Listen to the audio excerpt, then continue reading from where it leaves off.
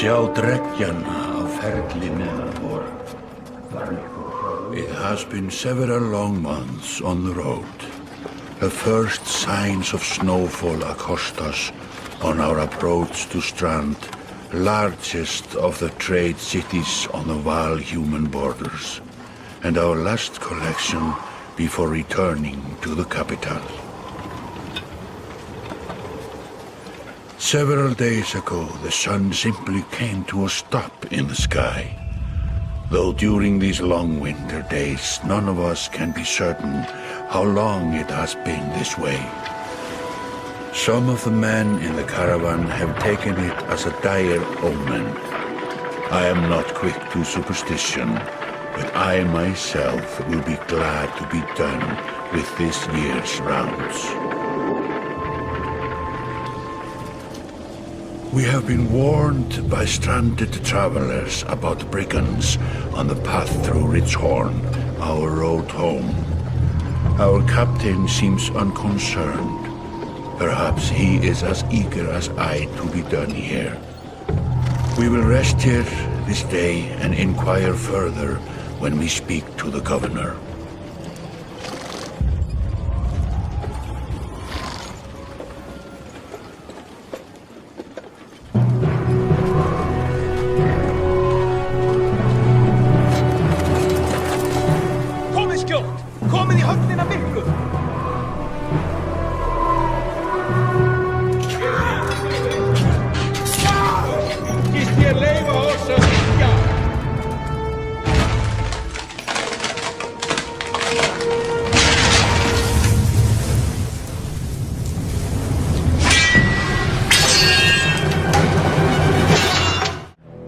Like a rabid wolf, that one.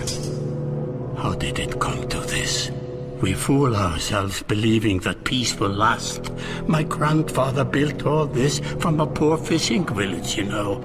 He watched the gods die, watched the chaos that followed, watched man and Var slaughter each other, even before the dreads arose. All we've done is traded one struggle for another. Now that there are no more dreads to war against, we war against ourselves. This chieftain meant to kill me, and he's not the first. A dozen families in the city would gladly take my chair. This one had men waylaying merchants, both north and south of the city, strangling trade. Quite well, I would add, though he denied it to his last. This sort of wolf doesn't stop biting because the head is cut off. It just grows a new head.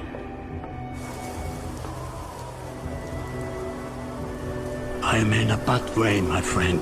Help me finish this fight and I'll gladly send you on your way with double our king's tithe. Take any men you need. They're loyal, I promise you that. They will meet you down in the proving grounds.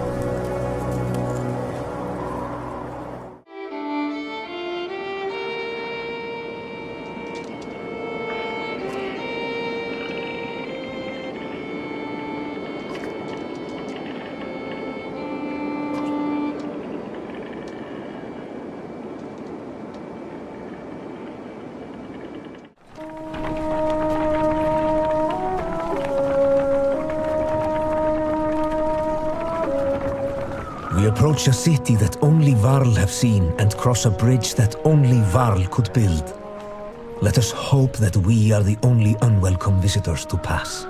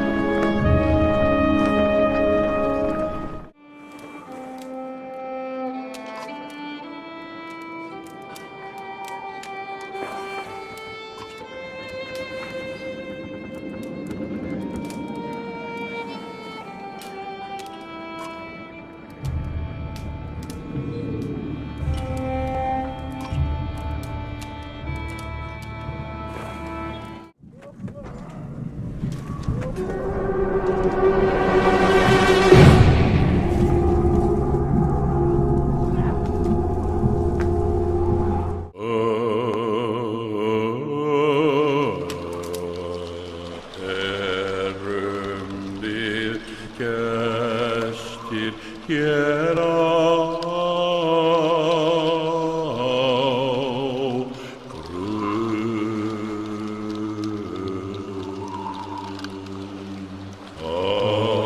Aldrei að hýst á einum stað, öfugt nafn gleymist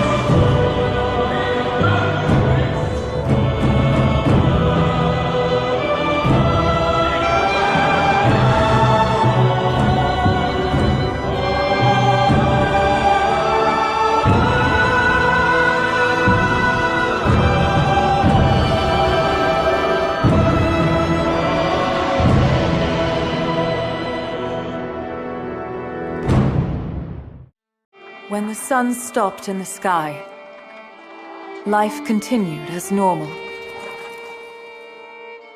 Then the stone-armored dredge reappeared, ancient foes from the far northern reaches, and the world was thrown into chaos.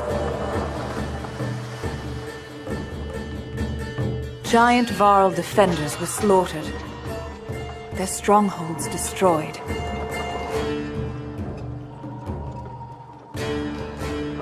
Now Hakon is the Varl king and protects who is left of his race. Rook, a humble hunter and father of Alette, found himself leading frightened clansmen towards safety. His caravan crossed paths with Juno and Eyvind, two of the mysterious spellweavers known as Menders, who know something about the massive, mountain-breaking serpent on the loose. In Borsgard, a town under the protection of the mercenary leader Bolverk, both Varl and human stood against a dredge general, the immortal Sunder, known as Bellower. Juno devised a way to stop Bellower, but it cost the life of one held dear.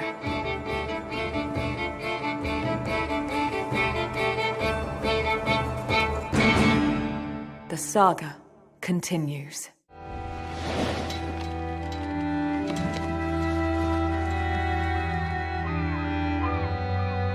Tíminn líður áfram, eins og straumþung á sem fleytir okkur áfram. Time continues washing over us, moment after moment, like waves on a coast. Some more fierce, more violent than others. So few of my kind, the giant war, remain alive. Even so, I find myself wondering if humans, while able to bear children, suffer more for the loss of loved ones. Several weeks have passed since we slew the Sunder known as Bellower, but the chaos of the world did not wither as we hoped. The world is breaking. We sail aboard hastily crafted ships for the safety of Arberain, the human capital. But the river curses us with a clear view of the dredge, assaulting another hopeless village.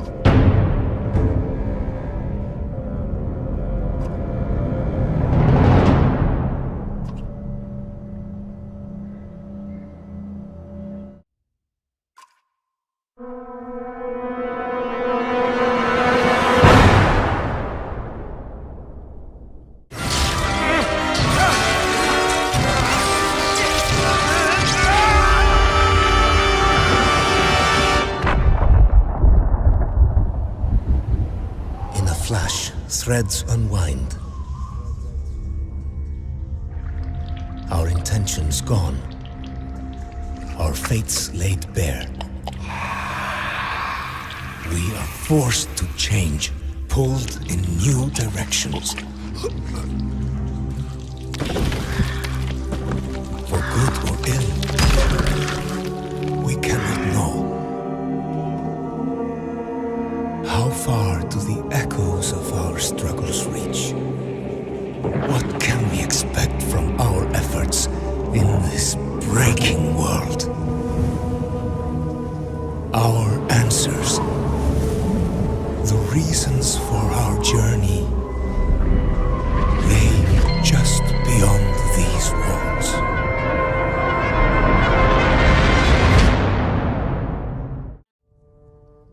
When the sun suddenly stopped in the sky, calamity followed. Stone-armored dredge poured out of the north.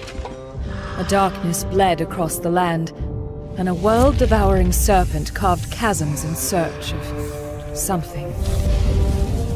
The races of men and Varl fled south in vast caravans, dealing with the dredge General Bellower and the treachery of Borsgard's governor, Rugger, to eventually arrive at the human capital of Arborang. Rugger's scheming and old rivalries with the king of Arborang poisoned their chances for safety. Can they restore the peace before the city turns on itself? Juno and Eyvind, powerful spellweavers who claim they can turn back the darkness, continued on to the Valka libraries, where a terrible confrontation left Manahar in ruin. The spellweavers now have no choice but to push into the darkness itself, protected only by a spell of light and a reluctant crew of mercenaries. Will they be able to drive away the darkness before all of Arborang and humanity is swallowed up, and at what cost. One way or another, the saga comes to a close. We were as far from safety as we could have been. Me, Rook, and Alette, in our small town of Skor. So much has changed since then. We traveled the length of the world to escape serpents and dredge. And still it was not enough. What I do now is madness. Somewhere in the darkness, I've been told, lurks an answer to all our desperate questions. I will make sure it sees the light of day. All I care about now is that the friends, no, the family I fought to deliver to Arberang, live to see the sun move again.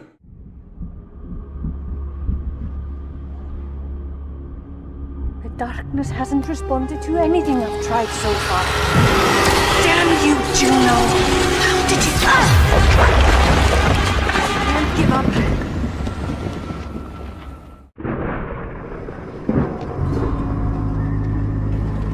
What am I doing here? I left my friends in Arberang and joined the Spellweavers, Juno and Eyvind, on their journey to undo the darkness and put an end to a world-eating serpent. Juno fashioned a dome of light around us, and we pushed into the darkness. I expected desolation. Instead, we've passed villages that look as though melted, and forests curled like fishhooks. I've had a bad feeling that these things will never again return to the way they once were, even if we succeed. With us came a band of mercenaries, the Ravens, tricked into believing the orders came from their leader. This, too, feels like disaster waiting to happen.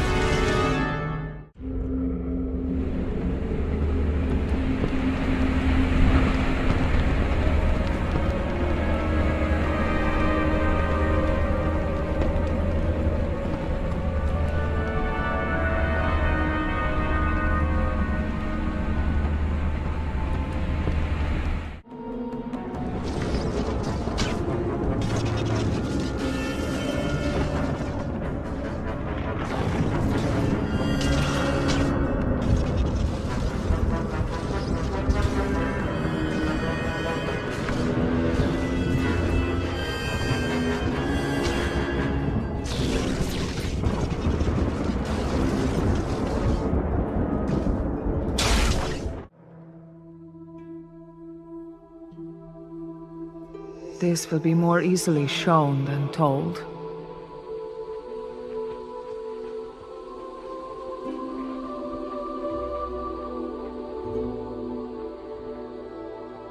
The Valka were the first to discover a world within our world.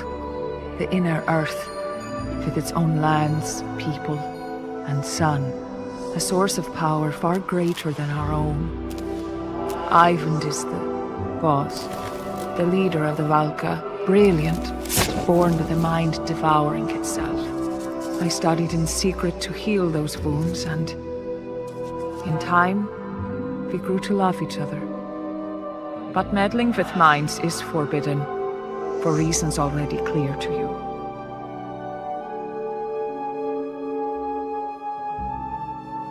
The council sentenced me to death. They agreed to spare Eyvind the same fate if I went willingly. So I did. When Eyvind discovered what had happened, he carried my body to the White Tower. In his grief, he drained the Black Sun of its energy, hoping to restore my life. The sun fell from the sky, ripping chasms through both worlds.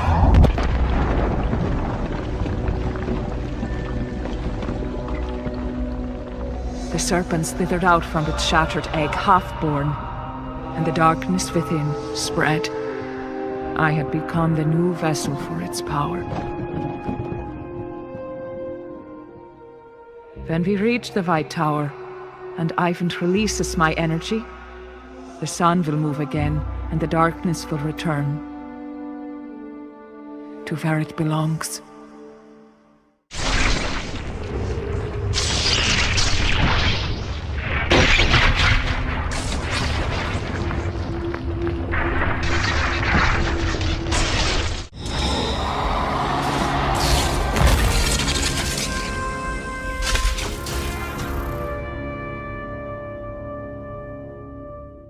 I have done more. Who can say that the outcome would be better? The serpent gorged on its restored power and then was gone. Ivan swore it would keep its promise and leave Arberang untouched. But the land remains warped, where it hasn't been swallowed whole. At least, no warp remained to waylay us, and on the horizon now approaches Arberang. Do I dare to hope?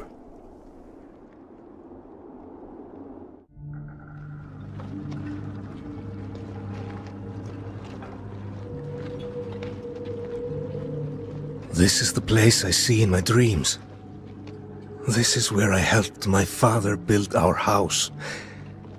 And where I buried him.